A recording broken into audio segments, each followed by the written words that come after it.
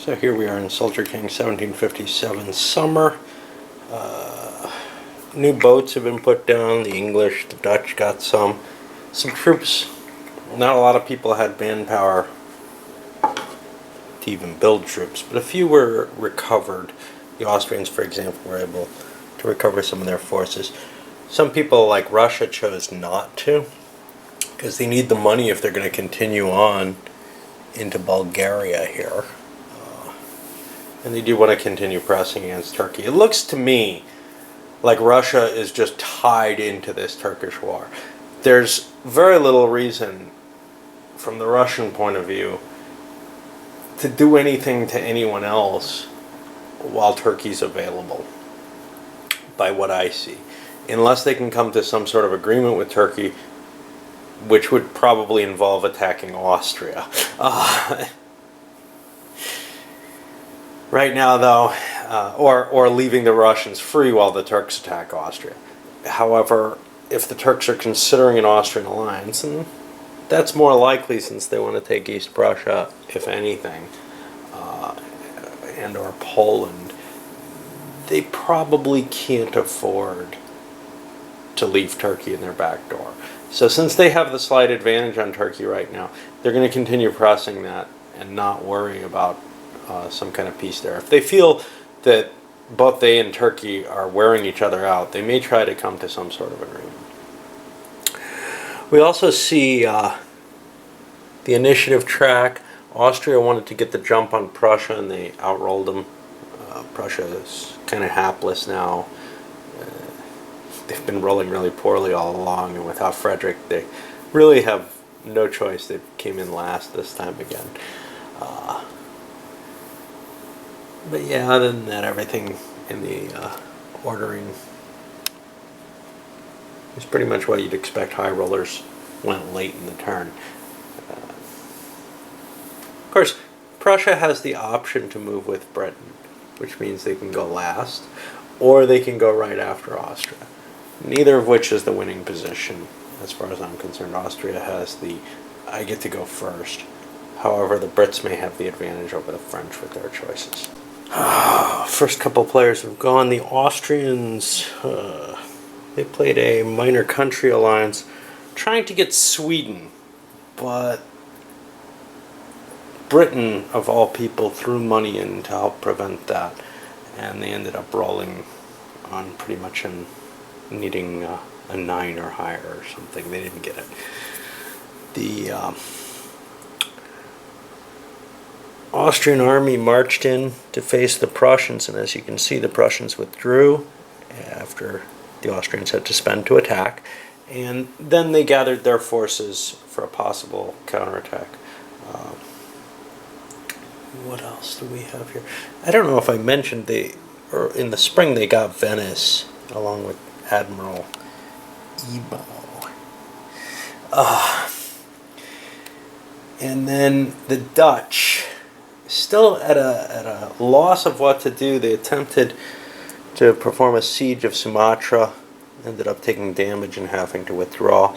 They have a pirate fleet now in the Indian Ocean that they control. We'll see what happens elsewhere now. The Russians moved into Bulgaria, made an attack with some advantage, but only could really afford one attack. They have enough money to do 2 more in the fall if they want, but they didn't want to push it too hard. The Turks stayed, took slightly greater losses. The Russians, however, lost one of their leaders, and so it turns out maybe worse for the Russians in the long term, and about even at this point. The French marched up to the Netherlands. They came in from Hesse and Ile-de-France. However, that left Swabia open, so Cumberland just retreated there when they paid their buck. That's pushing the English into kind of questionable territory from their point of view. Of course, they've lost Hanover already, so, but they're ending up in places where maybe it's going to be hard to get themselves out of, except perhaps through Prussia. And the French finally took New England, which puts them almost up to 0 on their victory point system. The British are definitely losing points left and right, though, with Madras and the colonial areas, as well as Hanover. They're deeply in the negatives here. Alright, we got a couple more to go. Spain and then Britain. Well, the Spaniards moved more forces in via Florida, and they're continuing to siege the Cherokee for whatever that's worth. The English, however, ran north, chased these mercenaries away, and took Hanover back, which is a big bonus. They're leaving some troops behind because Cumberland can only move one unit with his movement bonus of two movement points. Ooh, I forgot these Brits. Let's do a siege here. I got 5-2 there.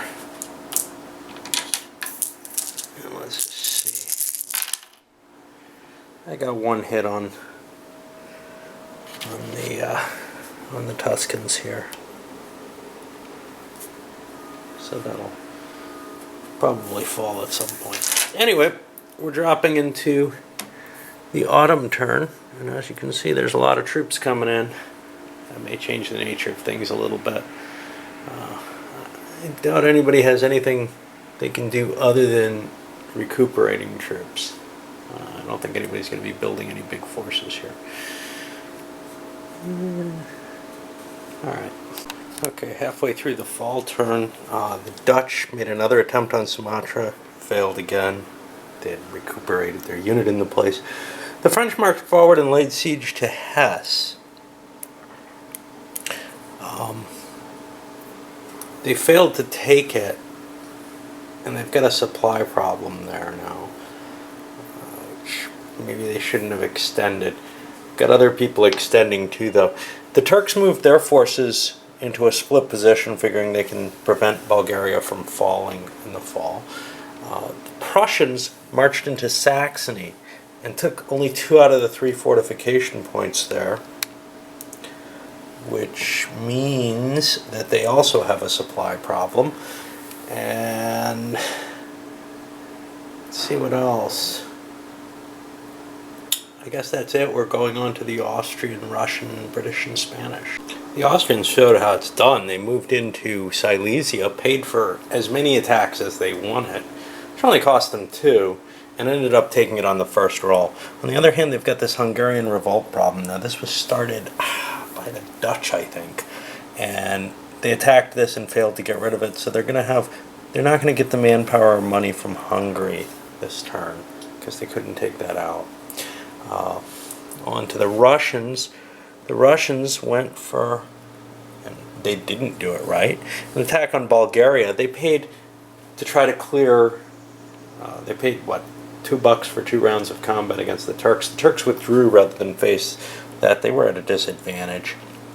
But then the Russians only got 1 roll against the fortifications. They only took 1 territory of it, and now they're low on supply there. On to Britain and Spain, I guess. Okay, well, with the British, they moved Cumberland with just 1 unit, but a good unit of 4-3, into Saxony, did their own siege. Now, things aren't very clear here, because the difference between movement, combat, siege, and all that is not clearly stated in a way that indicates what happened should or could have happened. But the way I played it, the English alone could siege, not the Prussians, because the Prussians have already done something this turn. I think that's the way it should be. But Allied armies don't interfere with you sieging an area. So the English sieged alone and took Saxony, and now they get it. It's a bonus for the Prussians in that the Prussians get their supply status allowed. But the English get the bonus of owning Saxony, and it's 3 victory points. The Spanish, on the other hand, managed to take Cherokee, but they also did a naval invasion of Jamaica and took that, and that's worth 4 victory points. Right now I have the Spanish at +9. The French may be unwilling to formally ally with the Spanish at this point. They've gotten too much. The Spanish move on the Brits seemed like a positive action overall, but they're not far. They get 1 more area, say central island here, whatever the hell that is. And they have an automatic victory. So I don't think France is really willing to get rid of the option to attack the Spanish without any cost at this point by making a formal alliance. England, on the other hand, may want to stop focusing quite so much on France and turn their attentions to the Spaniards, who are becoming a problem. And the Dutch may also want to consider joining in against Spain. Spain's going to be getting extra money. They moved into the South China Sea to get the resources there.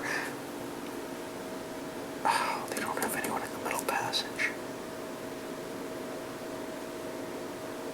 That's not too bad. That's only 2, the same as they lost in the Philippines. It's really hard to collect all your resources. But, yeah. Alright, so we go into the winter turn. We're going to take the attrition. Some people are oversupplied, play cards, and then, I guess, collect the resources, etc. Okay, so winter attrition just took place. Number of cards were played. Ships getting hit with scurvy, monsoons, stuff like that. The Turks were hit with short supply here, which cost them. The Russians, the Prussians had some supply issues. Even the Austrians, who I thought had avoided them, they had been counting on taking a couple of losses on minor powers that are going to recuperate during the spring. But the biggest event of all was that Austria played a minor country card and got Poland into the war. Now, historically, Poland never got involved, but that huge Austrian army, along with the Russians having moved away from Poland for the most part, allowed them to get a good chance at it. And they threw some money in. The Russians threw... No, not the Russians. I think the Prussians threw some money in opposition. But, yeah, Poland ended up swinging over as pro-Austrian now, which will make some difference to things. Now we go to the annoying counting part of the game. And, you know, I find it more difficult here with the map, the way it's laid out, than I do in most games that do. Most have nice numerical ways of determining it. Here you got to count every single little icon, and some of them are not terribly easy to see when there's counters on the map. So I'll do that and then pay the maintenance and look at victory points, deal out cards, and go to the diplomacy.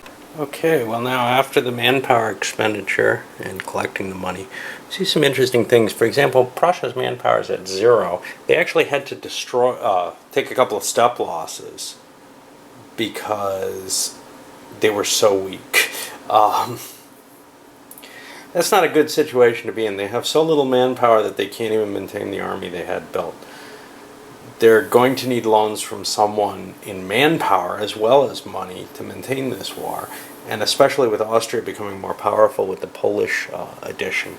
That's kind of a dangerous threat. At the same time, we see Spain has a tremendous amount of money available. Other people who've been fighting the war more actively have been losing navies, etc. And I think that there may be kind of a movement to get away from the wars that aren't profiting, say France and England, so much, and into, hey, we better stop Spain before they do too well. And let's see what else we have here. Turkey's almost out of money, and Russia's in a similar situation, low money, but very high manpower. Turkey's manpower is nowhere near as high, but their money's low. What Russia would love to do is get somebody to say, okay, I'll ally with you just so that we can exchange money and manpower. Russia can only give 2 manpower. No country can give more than 2 in a turn. But if they do that, if they can get a significant amount of money for it, say $10 or something, it might be worth aligning themselves with one of the sides. The danger here, though, is, let's say they align themselves with the Prussians, which would actually seem more natural at this point with Austria's advantages. Well, then they're facing a threat that they wouldn't otherwise be facing. Right now, as long as they stay neutral, that threat's still there, but it's not as,